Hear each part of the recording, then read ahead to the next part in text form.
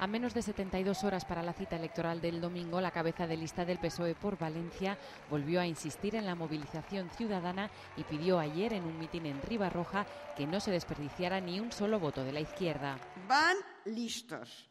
Si se creen que vamos a dejar que inunden nuestro país de amargura, van listos, porque no se lo vamos a permitir. No les vamos a permitir que nos sigan amargando. Vamos a llenar las urnas de ilusión.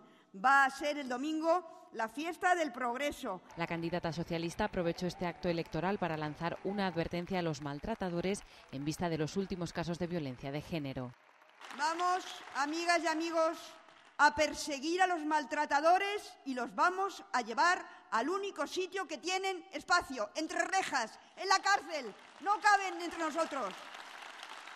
De vuelta a las elecciones, De la Vega subrayó la necesidad de seguir avanzando por el camino del progreso, que pasa, según dijo, por no perder el tren y no quedarse a mitad de camino. Queremos una España y una Valencia que sean tierra de oportunidades, que sea tierra de igualdad, que sea tierra de progreso, una tierra de confianza y de alegría. Fuera el mal humor, fuera el victimismo, fuera el lloriquear por las esquinas, más trabajar y menos llorar. Aquí se viene lloradito ya. No faltaron las críticas al Partido Popular por hacer, según afirmó, que Valencia vaya a la cola en ayuda a las personas dependientes solo por usar esta comunidad como ariete contra el Gobierno.